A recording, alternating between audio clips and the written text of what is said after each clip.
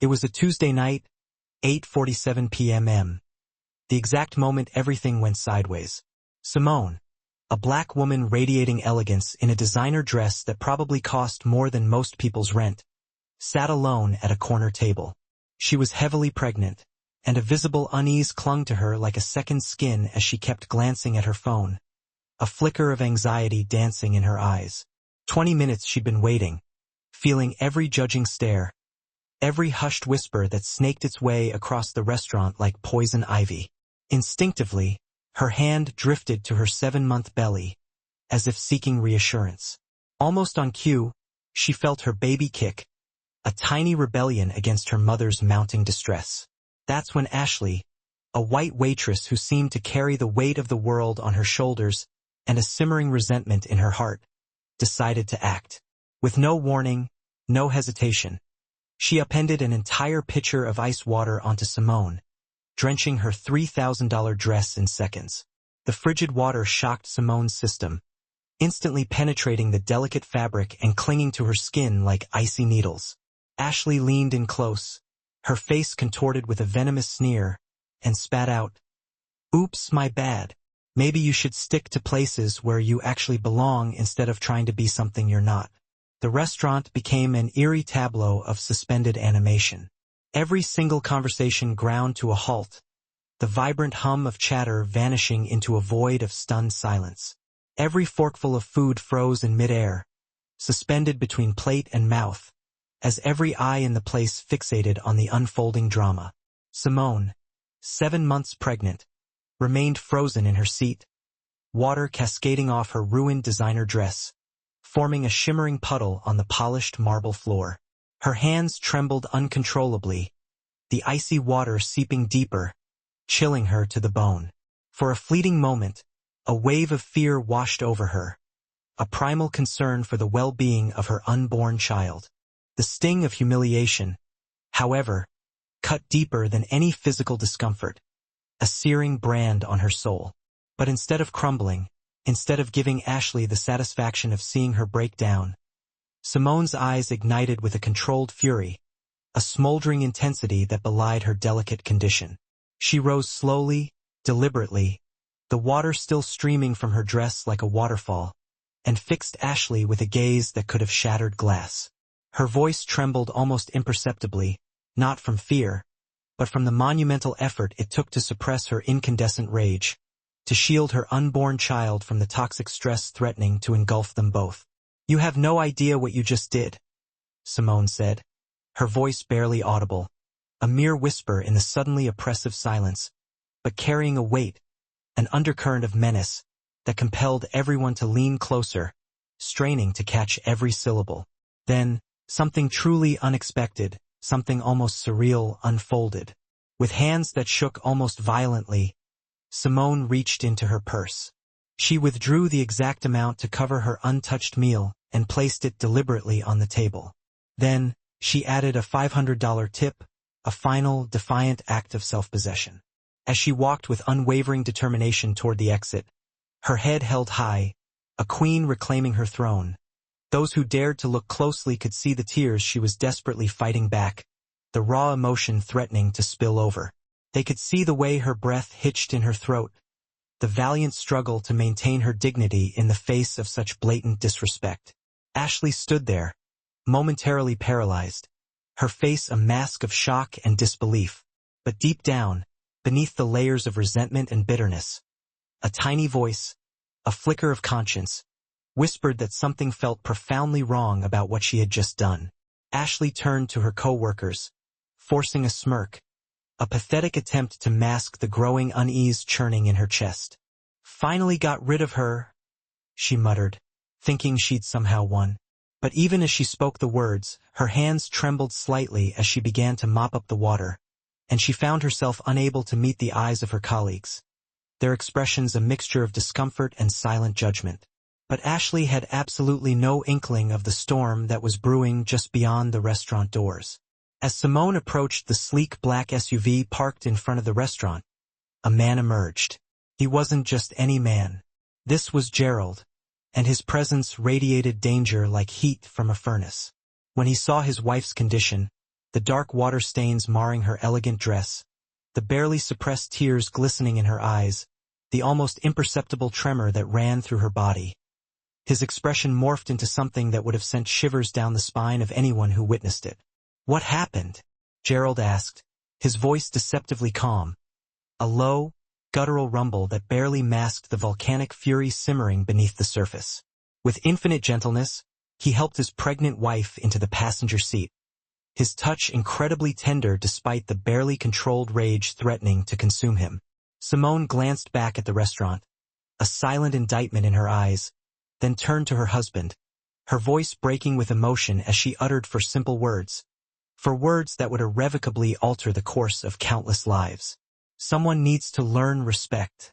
If you want to see how this waitress's world unravels completely when she realizes the magnitude of her mistake, make sure to subscribe right now, because what happens next will leave you absolutely speechless. And drop a comment and let me know if you've ever seen anything like this happen in real life. Ashley thought she'd humiliated someone powerless, but she had just made the biggest, most catastrophic mistake of her life. Ashley Morrison was 26 years old, a single mother barely treading water in the relentless currents of life. She worked double shifts at Charlie's Diner, a grueling schedule she endured simply to survive. She was perpetually exhausted, her spirit worn thin by the endless grind, and a bitter resentment festered within her, a poisonous weed choking the joy from her existence. She lived in a cramped, depressing studio apartment where the walls seemed to close in on her a little more each night, suffocating her dreams. 3 weeks prior, she'd been passed over for a promotion, a golden opportunity that could have dramatically improved her life, and that crushing rejection had been gnawing at her, eating away at her soul like acid. Every night, she lay awake, staring into the darkness, agonizing over the unfairness of it all, wondering why her life had become such a constant struggle, why everyone else seemed to have it so easy while she toiled tirelessly for what felt like mere pennies. But this wasn't an isolated incident. This wasn't Ashley's first act of blatant racism. For months, she'd been subtly targeting well-dressed black customers, masking her prejudice with snide remarks disguised as jokes, fueled by the arrogant assumption that they were all posing, flaunting wealth they didn't actually possess. Each time she did it, each time she managed to belittle or demean someone, she experienced a twisted sense of satisfaction, as if bringing someone else down could somehow elevate her from her own self-inflicted misery. Management had consistently turned a blind eye to her behavior because Ashley had perfected the art of playing the victim whenever formal complaints were filed. She could summon tears on command, her voice cracking with feigned emotion as she claimed she was being unfairly targeted, the target of unwarranted accusations.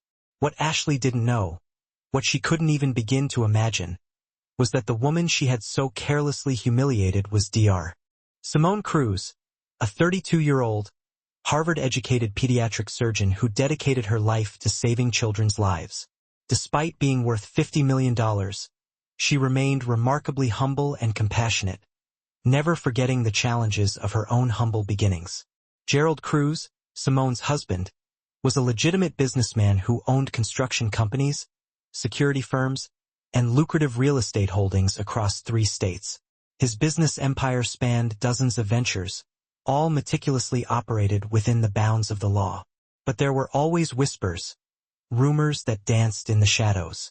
Whispers about his deeper connections, phone calls that abruptly ended the moment Simone entered the room, clandestine meetings with men who spoke in coded language and whose eyes held secrets that could curdle blood. Gerald had clawed his way up from nothing, building his formidable fortune from the ground up, all for her, all for Simone. Charlie's Diner catered to millionaires and A-list celebrities, a haven for the city's elite. It was the kind of establishment where a single meal could easily cost more than Ashley earned in an entire week.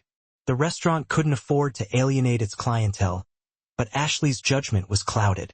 Her bitterness had corroded her ability to think rationally, and she indiscriminately unleashed her pent-up frustrations on anyone she perceived as an easy target, a safe outlet for her rage. Within hours, Ashley was celebrating as if she'd hit the jackpot. She boasted to her coworkers about how she'd put that woman in her place, her eyes gleaming with a malicious glee that masked the growing emptiness that gnawed at her from the inside. She even posted about the incident on social media, writing, "Had to teach some fake rich people a lesson tonight about trying to eat where they don't belong. Some people just need to learn their place." The likes and supportive comments from her small circle of friends fueled her ego, reinforcing her distorted sense of righteousness, making her feel temporarily vindicated in her cruelty. But deep down, something felt hollow about the victory, a nagging sense that she had crossed a line she couldn't uncross. But while Ashley reveled in her petty triumph, Gerald was already making discreet inquiries, gathering information with cold, calculated precision. His jaw clenched with barely suppressed rage, a barely contained force of nature that threatened to erupt and consume everything in its path. His associates, fiercely loyal and always eager to please, stood ready to unleash immediate violence, to exact swift retribution. But Gerald restrained them with a trembling hand, his self-control a testament to his formidable will. "My wife is more than capable of handling her own battles," he said, his voice a low growl that brooked no argument. "But a disrespect to my family will be handled by me." He embarked on a relentless quest to learn everything about Ashley Morrison. Every detail of her life, every weakness, every vulnerability. His investigation was fueled by a cold, unwavering fury that terrified even his closest allies, men who had seen him in countless dangerous situations. He was determined to deliver justice, and Ashley had absolutely no idea who she was up against, the immense power that was about to be unleashed against her. All she thought was she humiliated a black woman, not knowing who the woman's husband was. The intense stress from the incident triggered complications with Simone's pregnancy. That same night, she was rushed to the hospital. Early contractions racked her body as she sobbed in Gerald's arms, not from physical pain, but from the profound emotional trauma of being so publicly degraded, of having her dignity stripped away in front of a room full of strangers.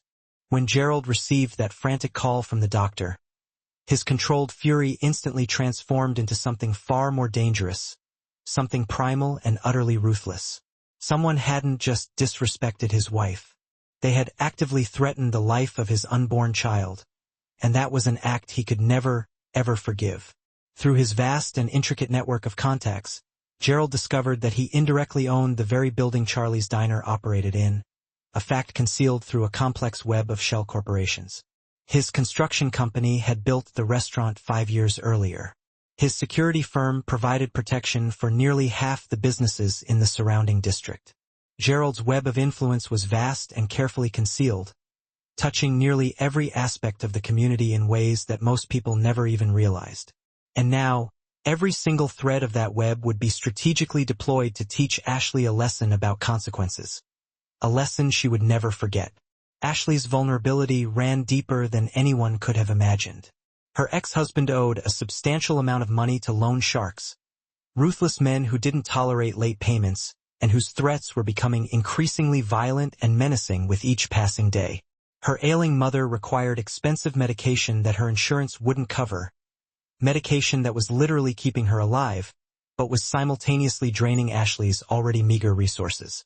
Her 8-year-old son, Tyler, desperately needed a life-saving surgery she couldn't afford, a medical procedure that remained agonizingly out of reach.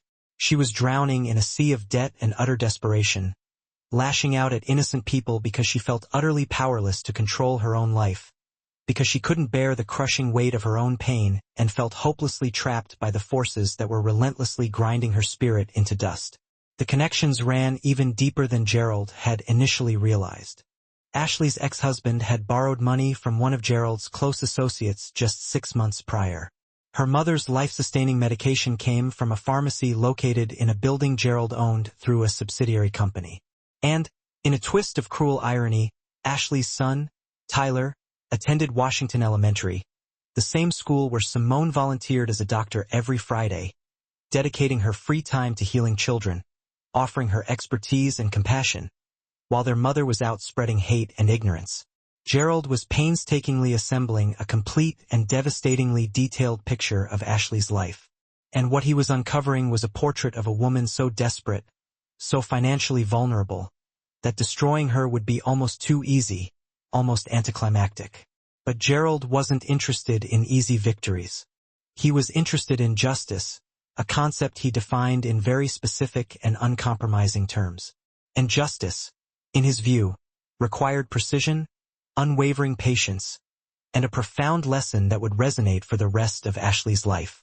3 weeks after the fateful incident at Charlie's diner, Ashley's world began to crumble in ways that seemed like a series of cruel coincidences, a bizarre confluence of misfortune. But in reality, it was Gerald Cruz methodically executing the most calculated and devastating takedown imaginable, a slow, agonizing dismantling of her entire existence. Her shifts at Charlie's diner were abruptly cut from 40 hours a week to a meager 25. And when she tearfully pleaded with her manager for an explanation, the raw desperation in her eyes was genuine, a reflection of the panic seizing her. For the first time in months, the restaurant was hemorrhaging customers, suffering a catastrophic decline in business in the wake of the viral video that had spread like wildfire across every social media platform. High-profile clients were canceling their reservations en masse, their voices dripping with disgust and moral outrage. Her apartment rent mysteriously and inexplicably increased by a staggering $400 a month. When Ashley frantically called the building management, sobbing into the phone and begging for mercy, they cited new policies and market adjustments with chilling indifference, their voices devoid of any empathy. What Ashley didn't know was that Gerald's real estate company had quietly acquired her building through a shell corporation just 2 weeks after the incident. The implementation of new policies was perfectly legal, well within their contractual rights, and Gerald's lawyers had meticulously ensured that every document was airtight, leaving Ashley with no legal recourse. Her car insurance premium suddenly spiked by an exorbitant 60% after a routine review purportedly revealed that she was now classified as a high-risk driver. When Ashley unleashed a torrent of angry protests at the customer service representative, demanding explanations that never materialized, her voice cracked with desperation, betraying the unraveling of her sanity. The insurance company claimed they had discovered previous unreported incidents that warranted the increase. Incidents that existed only in carefully fabricated paperwork, expertly manufactured by Gerald's people.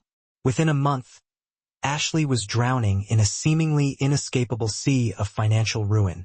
She couldn't fathom why everything was collapsing simultaneously, why the universe seemed to be actively conspiring against her, relentlessly and without mercy.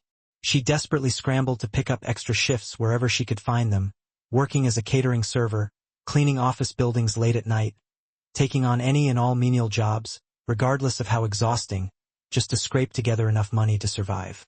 But her body was constantly fatigued, her spirit was visibly breaking under the strain, and her efforts seemed futile.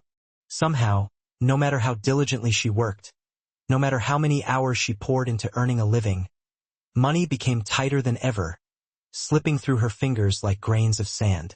The cost of her mother's medication continued to escalate due to purported supply chain issues, draining her already depleted savings. Her son's medical bills were steadily piling up as his condition progressively worsened, casting a long, dark shadow over her existence. The debt collectors representing her ex-husband's creditors were calling more frequently, their voices becoming increasingly threatening with each conversation, ratcheting up the pressure and intensifying her fear. Ashley started irrationally blaming everyone but herself for her mounting troubles, desperately searching for external scapegoats to alleviate the weight of her responsibility. Tears of frustration streamed down her face during countless sleepless nights, fueling her paranoia and exacerbating her sense of injustice. The restaurant management was incompetent and unfairly targeting her. The apartment building was run by greedy landlords who preyed on struggling tenants, exploiting their vulnerability for profit. The insurance company was corrupt and evil, deliberately manipulating her policy for their own nefarious purposes. She pointed angry fingers at anyone and everyone except herself, never once considering that her own actions, her own choices, might have had far-reaching consequences that extended far beyond that single moment of cruelty, that one act of hateful spite. Meanwhile, Gerald was orchestrating every move with surgical precision, his heart cold with calculated revenge, but still burning with fiercely protective love for his family. He didn't need to resort to violence or issue direct threats. He possessed something far more potent, something far more insidious. Influence, woven through legitimate business channels like an invisible spiderweb, and the unwavering patience to watch Ashley's world slowly and completely disintegrate around her. But Simone eventually discovered the extent of her husband's actions, the intricate scheme he had meticulously crafted to systematically destroy Ashley's life. And instead of being horrified, instead of recoiling at the ruthless nature of his plan, she felt a dark, unsettling satisfaction that surprised even her. I want to make sure she fully understands exactly what happens when someone disrespects our family, she said, her voice chillingly devoid of emotion. Gerald looked up from his paperwork, startled by the iciness in his wife's tone, the unwavering resolve in her eyes. He could sense that something had fundamentally shifted within Simone, that the experience had irrevocably changed her. The gentle, compassionate doctor was still present, but beneath the surface burned a fire he had never witnessed before, a simmering intensity that both intrigued and unsettled him. "I thought you'd want me to stop," he said, his voice laced with concern. "I thought this might be too much for you." Simone was consumed by a maelstrom of conflicting emotions that warred within her heart, a battle between her inherent compassion and her burning desire for retribution. But revenge was winning, fueled by the vivid and lingering memory of the humiliation she had endured. The shock of the frigid water, the sting of the racist words, the barely concealed laughter of the other diners, the overwhelming stress that had landed her in the hospital and threatened the life of their unborn child. "She's a single mother with a sick child," Simone said, her voice devoid of the empathy that usually defined her. "Good. Maybe now she'll begin to understand what it feels like to be utterly powerless, to watch someone you love suffer while others callously decide your fate." "Simone," Gerald said, his voice carrying a distinct note of concern. He had initially wanted to deliver justice for his wife, to avenge the wrong that had been committed against her. But seeing this cold, almost predatory fury in her eyes unsettled even him. "Are you absolutely sure about this? Once we go down this path, there's no turning back." Simone's voice cracked with bitter emotion, her own tears welling up as she recalled the humiliating experience that still haunted her dreams, that played on repeat in her mind like a broken record. "She poured water on me while I was pregnant, Gerald," she said, her voice trembling with suppressed anger. "She called me names in front of strangers, tried to strip away my dignity simply because of the color of my skin. She made me feel worthless, like I didn't deserve to exist in the same space as her. There's no such thing as going too far when someone attempts to strip away your humanity, Gerald." Gerald watched his wife with growing unease. The woman he had married was inherently kind, compassionate, and dedicated to healing, a woman who had devoted her life to alleviating suffering. But the woman sitting before him now, the woman hardened by the fire of humiliation and hatred, had been forged into something else entirely. He realized, with a chilling certainty, that Ashley's casual act of racism had done far more than simply hurt Simone. It had fundamentally changed her, leaving an indelible scar on her soul. "What do you want me to do?" Gerald asked quietly, acknowledging the shift in power dynamics, surrendering to her desire for retribution. Simone's smile was sharp, cold, and precise, like the edge of a well-honed blade. "I want her to lose everything," she said, her voice laced with venom. "Just like she tried to make me lose my dignity.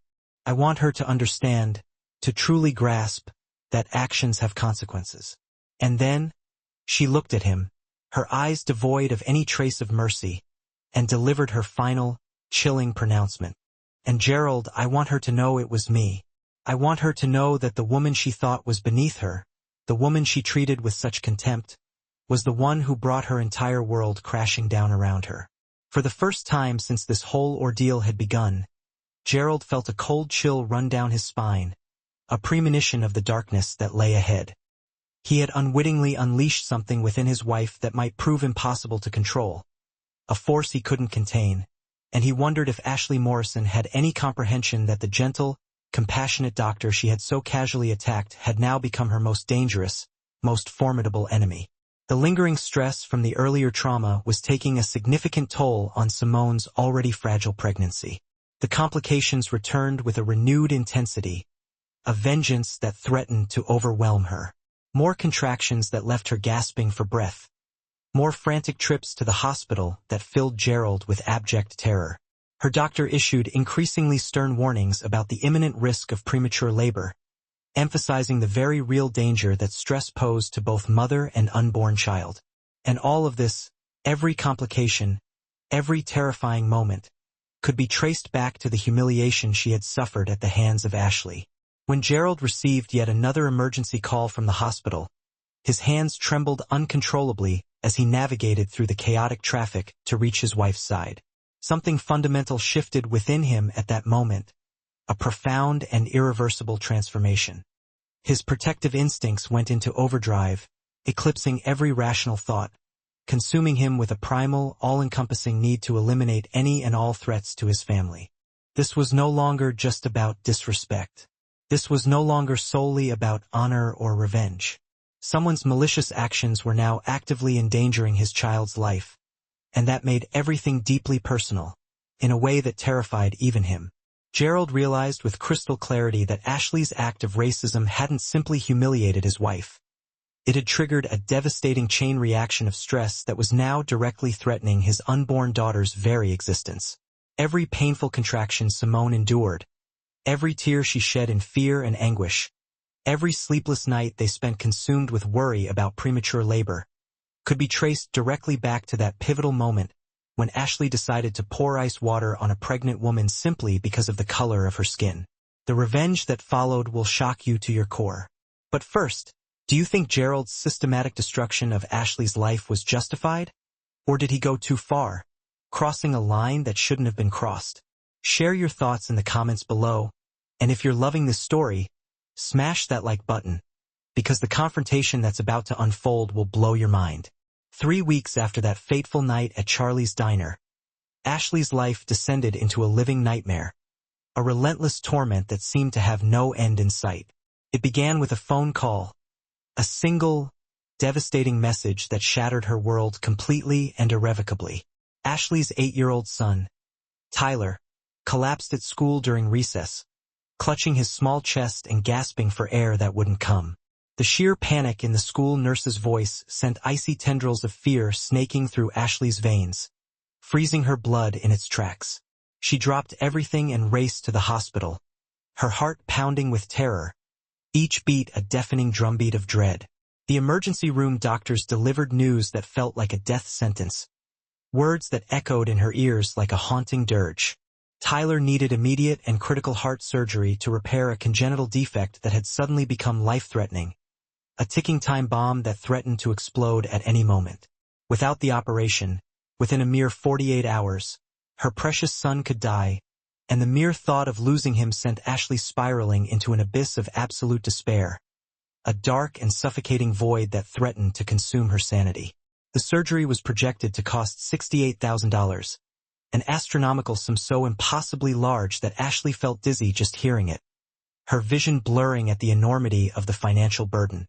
Her already stretched and inadequate insurance coverage barely covered half of the astronomical cost, leaving her with a staggering $34,000 she absolutely didn't have and had no conceivable means of obtaining.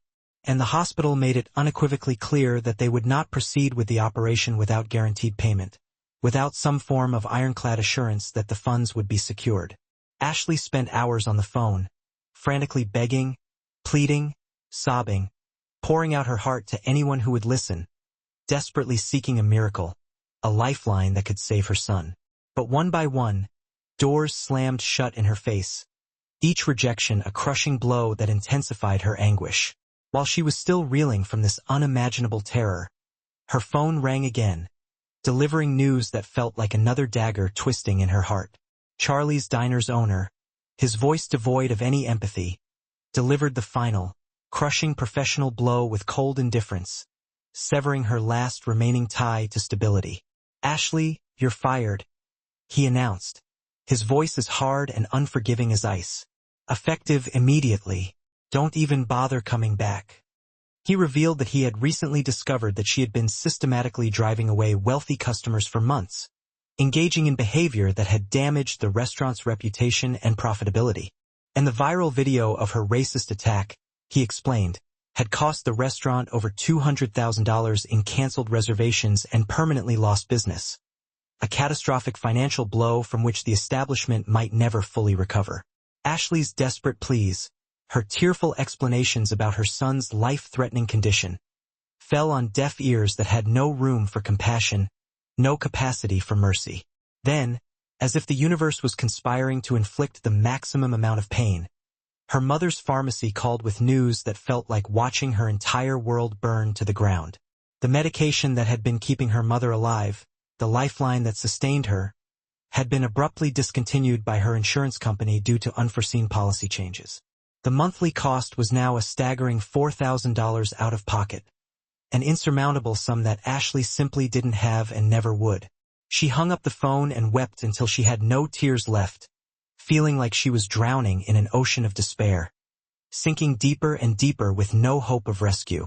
Her landlord then served her with eviction papers, his face creased with a smug smile that made her stomach churn with nausea.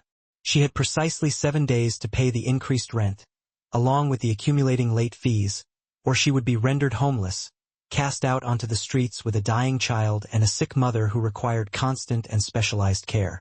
Ashley found herself standing in the sterile, fluorescent-lit pediatric wing of St. Mary's Hospital, her senses dulled with exhaustion and despair. She was holding Tyler's small, cold hand, his skin clammy and lifeless, as he lay unconscious in the hospital bed, surrounded by a maze of machines that beeped and hummed with the erratic rhythm of his struggling heart. Her own heart felt like it was breaking into a million pieces, each shard a searing reminder of her helplessness, watching her innocent child suffer while she felt utterly powerless to save him. Dr. Matthews, a distinguished pediatric surgeon with decades of experience, a man who had dedicated his life to healing children, examined Tyler's chart with grave concern, his brow furrowed in concentration. His expression was serious, bordering on somber, as he delicately explained the complexity of Tyler's condition and the urgent necessity for immediate surgery. "I won't lie to you, Mrs. Morrison," Dr. Matthews said, his voice heavy with professional concern, the gravity of the situation etched on his face. "Your son's condition is critical. We need to operate within the next 24 hours to have any chance of success. But the surgery is extremely complex and, consequently, very expensive. The total cost is projected to be $68,000. Ashley's world tilted dangerously on its axis as the astronomical figure hit her like a physical blow, knocking the wind out of her sails. I don't have that kind of money," she stammered, her voice barely above a whisper, laced with utter disbelief. "My insurance only covers half. Please, doctor, there has to be something we can do. There has to be some other option." Dr. Matthews looked at her with genuine sympathy, his eyes reflecting the depth of her anguish. "I understand your situation, Mrs. Morrison," he said softly. "There might be one remaining option, a long shot, but it's worth exploring. There's a businessman in the city, a philanthropist, who sometimes provides assistance with complex medical cases like this. His name is Gerald Cruz. His foundation has been known to assist families in desperate situations, providing financial aid when all other avenues have been exhausted. It's your best, and frankly, your only shot at securing the funding you desperately need to save your son's life." Ashley's first instinct was to grasp at any glimmer of hope, to seize any lifeline that could potentially rescue her from this nightmare and save her son's life. She didn't immediately recognize the name, but if this man, this Gerald Cruz, could somehow help Tyler, she would willingly beg on her knees. She would endure any humiliation, if that's what it took. "How do I reach him?" Ashley whispered, her voice breaking with a desperate mixture of hope and fear. "His office is located downtown," Dr. Matthews replied. "Cruz Construction and Development." "But Mrs. Morrison," Dr. Matthews cautioned gently, his tone becoming more serious, "these decisions aren't made lightly. You'll need to present your case directly to him, to convince him of the urgency and the worthiness of your cause." 2 hours later, Ashley found herself standing in the gleaming, opulent lobby of Cruz Construction and Development, her hands trembling uncontrollably as she clutched Tyler's medical records, the documents representing her son's life hanging precariously in the balance. The receptionist, after hearing about the dire nature of the medical emergency, surprisingly informed her that Mr. Cruz would see her immediately, bypassing the usual bureaucratic red tape. When Ashley was escorted into the executive office, a man stood with his back to her, his silhouette framed against the expansive window, gazing out at the sprawling cityscape. As he slowly turned around, Ashley's blood ran cold, replaced by a chilling dread. It was Gerald, the same man she had seen outside the restaurant 3 weeks ago, the man whose pregnant wife she had so callously humiliated. "So," Gerald said, his voice deadly calm, the undercurrent of menace unmistakable, as he gestured for her to sit, his eyes unwavering, his gaze piercing. "You're Ashley Morrison, the woman who dumped water on my pregnant wife and told her she didn't belong in a nice restaurant." Ashley's world imploded around her, the horrible truth crashing down with the force of an avalanche, burying her beneath its weight. She's your wife, sir?"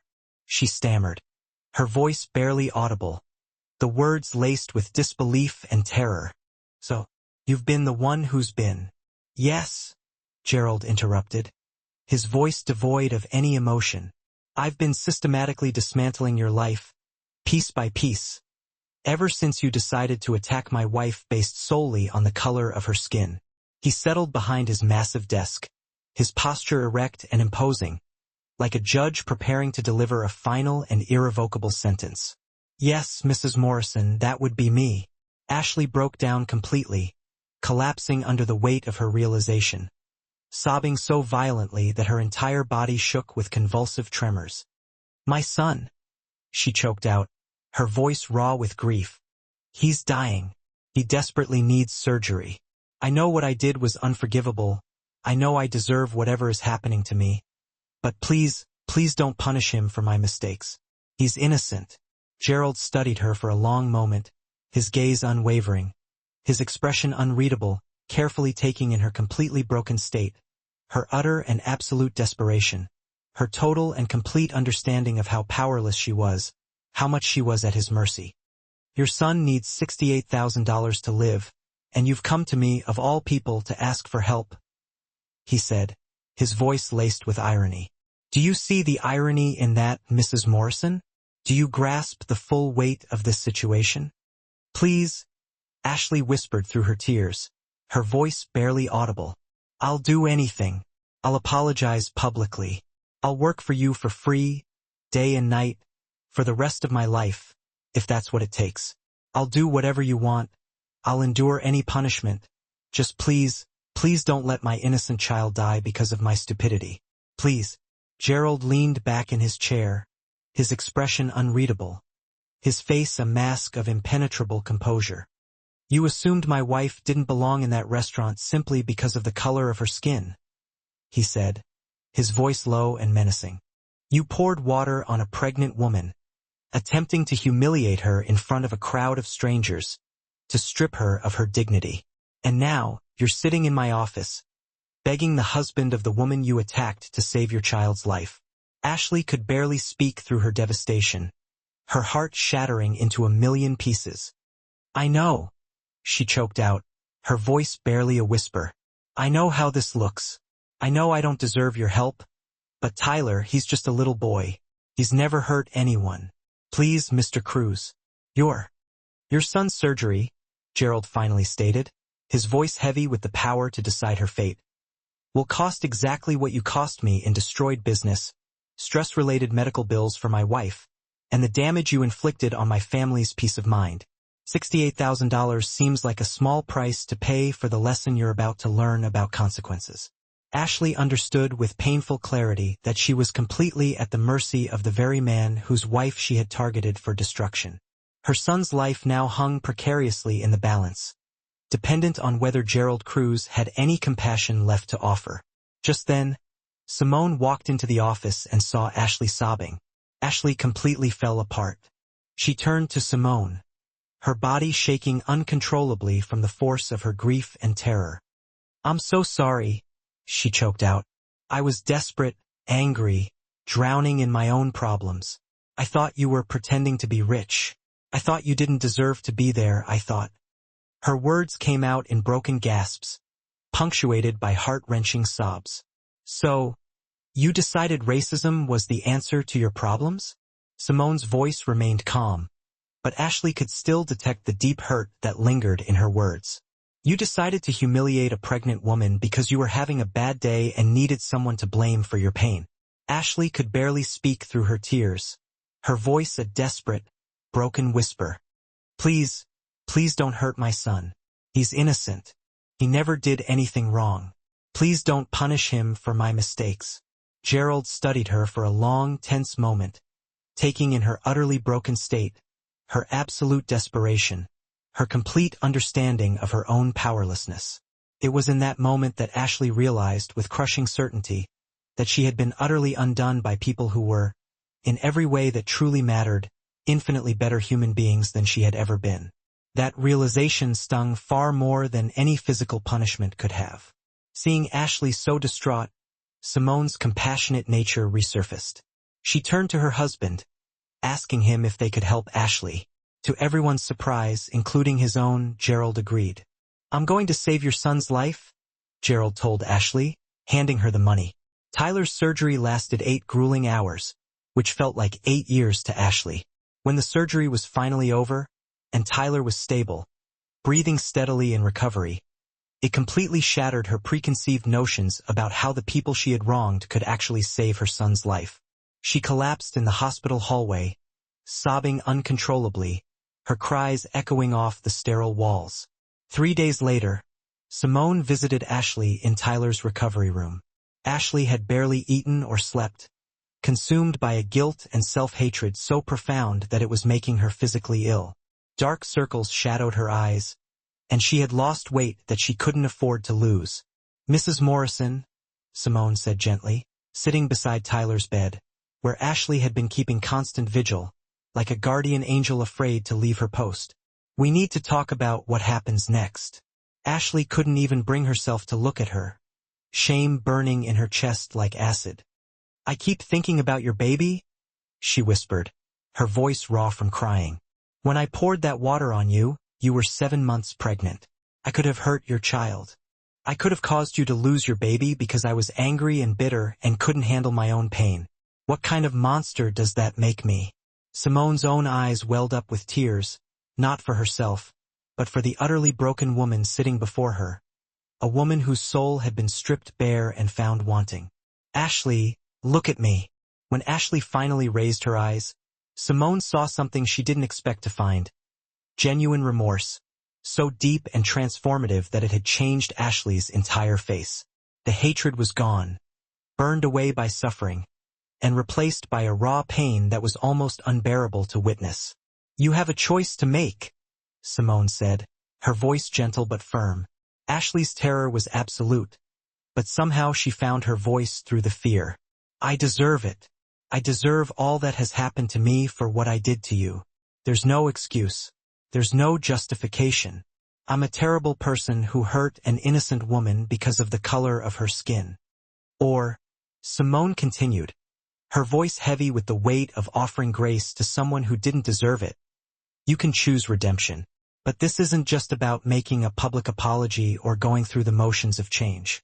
This is about fundamentally transforming who you are at your very core. It's about facing the ugliness inside your soul and choosing to become someone worthy of your son's love and respect." Ashley's public apology became a viral moment of raw human vulnerability that moved millions of people to tears and sparked conversations about racism and redemption across the country.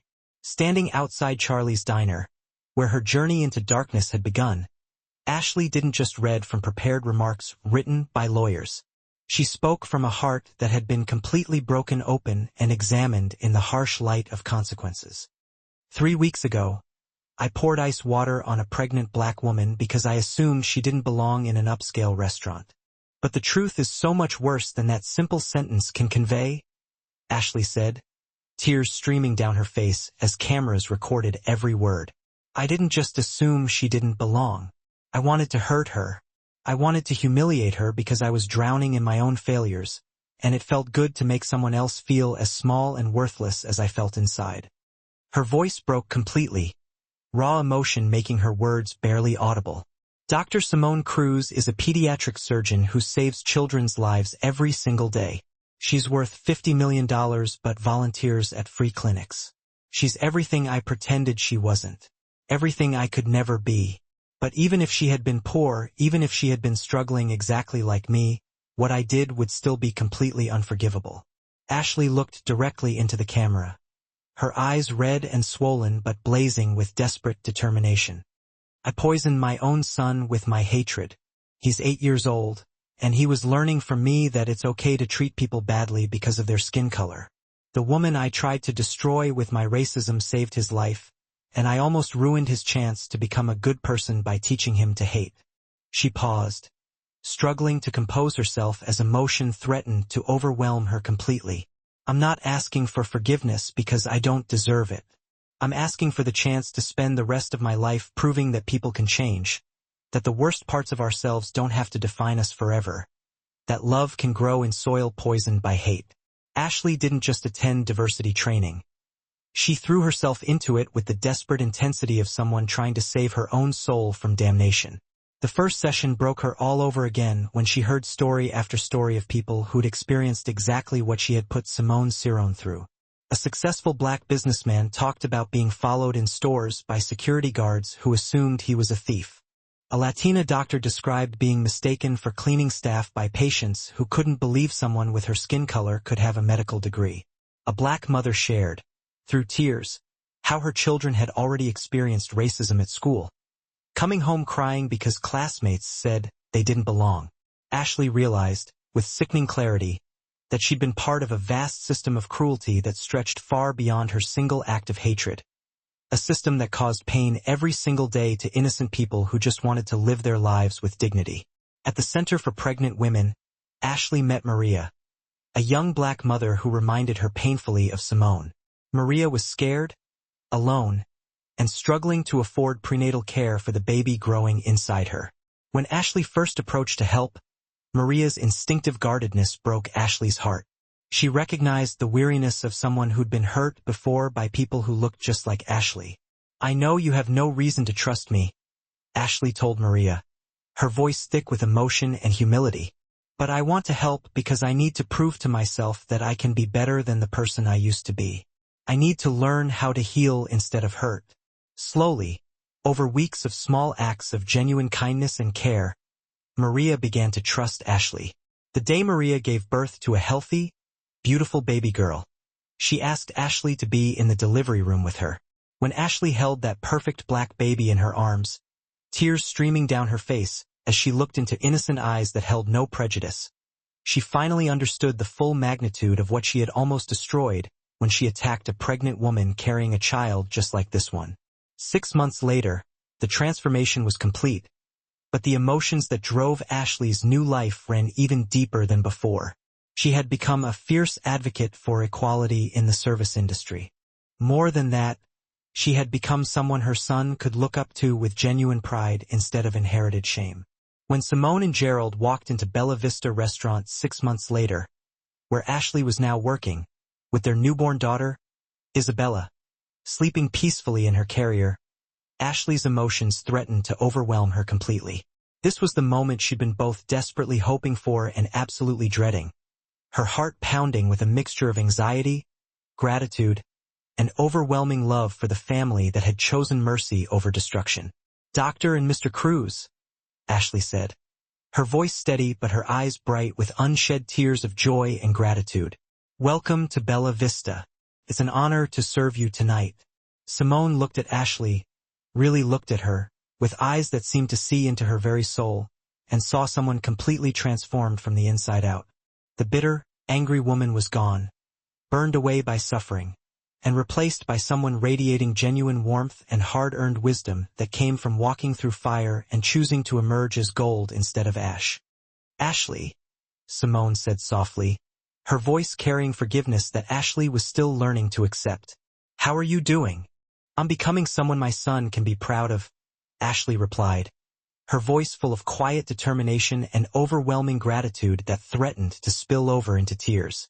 Every single day, I'm working to become someone who deserves the incredible grace you showed me when I deserved nothing but consequences.